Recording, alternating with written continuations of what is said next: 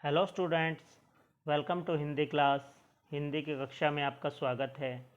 आज हम ज्ञान सागर पुस्तक का 12वां पाठ, जिसका शीर्षक है दोहे, वह पढ़ेंगे और उनकी व्याख्या करेंगे।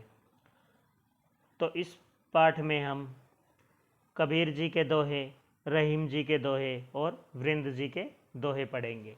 तो पहले कबीर जी के दोहे। पहला है, कागा काको धन हरे, कोयल काको देत, मीठे बोल सुनाए के जग अपना कर लेत। इसकी व्याख्या है, इस दोहे में कबीरदास जी कहते हैं कि कौवा किसका धन हर लेता है और कोयल किसी को क्या धन देती है, फिर भी एक मीठी बोली के कारण कोयल सारे संसार को अपना बना लेती है।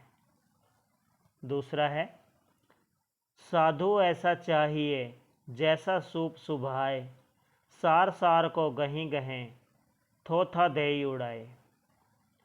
तो इसमें कबीरदास जी कहते हैं कि सज्जन या साधु ऐसा होना चाहिए जैसा सूप का स्वभाव होता है।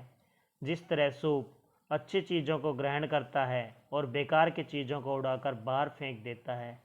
सूप होता है बच्चों, जिसे हम छाछ भी बोलते हैं। जब हम गेहूँ साफ़ करते हैं आटा पिसवाने के लिए, तो उसमें आपने देखा होगा कि गेहूं में से जो धूल होते हैं और जो तिनके वगैरह होते हैं, उनको वह कैसे उड़ा देता है, कैसे साफ़ कर देता है। तो इसी तरह से कि कबीरदास जी दोहे में कहते हैं कि सज्जन या साधु ऐसा होना चाहिए जैसा सूप का स्वभाव होता है।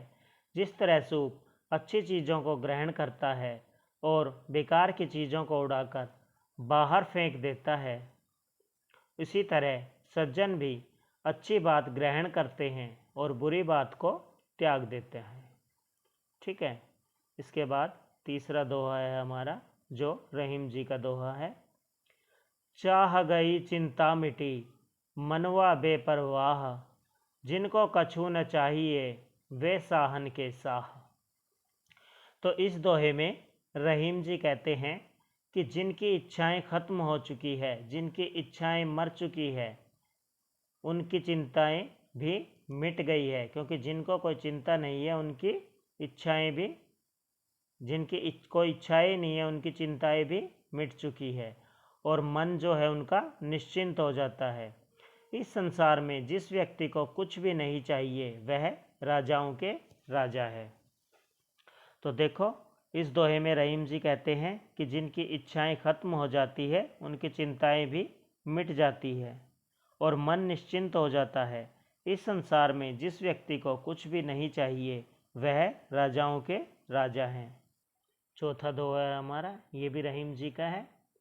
जे गरीब पर हित करे, ते रहीम बड़ लोग, कहा सुदामा बापुरो, कृष्ण मिताई जोग। तो इस दोहे में रहीम जी कहते हैं कि इस संसार में वही लोग बड़े हैं जो गरीबों की भलाई करते हैं। कहाँ तो बेचारा गरीब सुदामा और कहाँ राजाओं के राजा श्री कृष्ण, परंतु कृष्ण ने उसको अपनी मित्रता के योग्य बना दिया। अर्थात गरीब सुदामा का भला करने से कृष्ण महान बन गए। तो देखो, जो गरीब का हित करता है या जो गरीब का भला करता है, वे बड़े लोग होते हैं। जैसे श्री कृष्ण ने सुदामा के साथ अपनी मित्रता निभाकर उनका भला किया, उनका उद्धार किया था। तो इसके बाद है, रहीम ने ओछे नरन सौ, बैर भली न प्रीति, काटे चाटे स्वान के, दो भांति विपरीत। स्वान होता है जिसको हम कुत्ता कहते हैं, स्वान वह होता है। इस दोहे में रहीम जी कहते हैं कि तुच्छ व्यक्ति से ना तो शत्रुता अच्छी है और ना ही मित्रता अच्छी है। जैसे कुत्ते से दोस्ती रखने पर वह चाटता है और बैर रखने पर या दुश्मनी रखने पर वह काटता है। अर्थात कुत्ते का काटना या चाटना दोनों ही अच्छे नहीं हैं, दोनों ही बुरे हैं। ठीक है। इसके बाद छठा है, ये वृंद जी के दोहे हैं। नेकी पै फीकी लगे, बिन अवसर की बात, जैसे वसत युद्ध में रस श्रृंगार ने सुहात। तो इस दोहे के माध्यम से वृंद जी कहते हैं कि बिना अवसर पर की गई कोई भी अच्छी बात भी बेकार लगती है।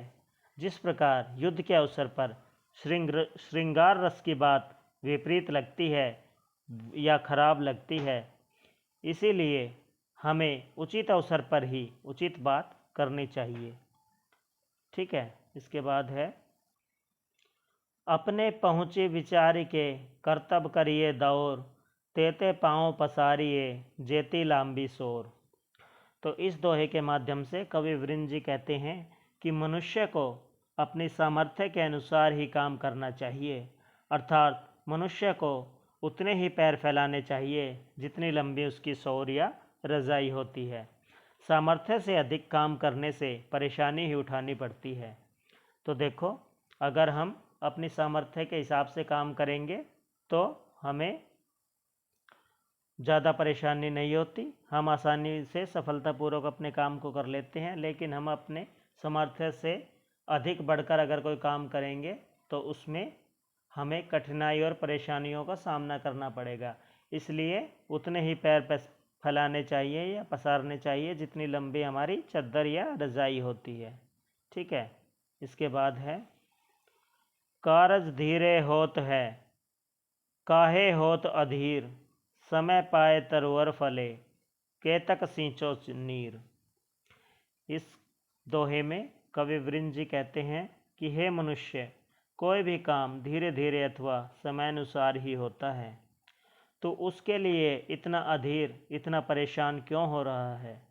क्योंकि काम तो समय आने पर ही होगा। समय आने पर ही पेड़ों पर फल लगते हैं। चाहे कितनी भी सिंचाई की जाए, परंतु फल तो समय आने पर ही आएंगे।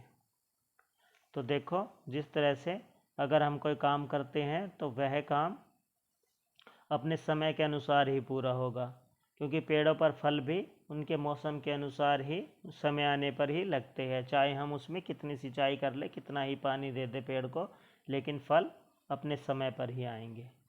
ठीक है, तो आशा है आपको ये दोहे और इनका अर्थ समझ आ गया होगा। अब आपने इन्हें अपनी कॉपी में लिखना है और याद करना है। Okay, thank you.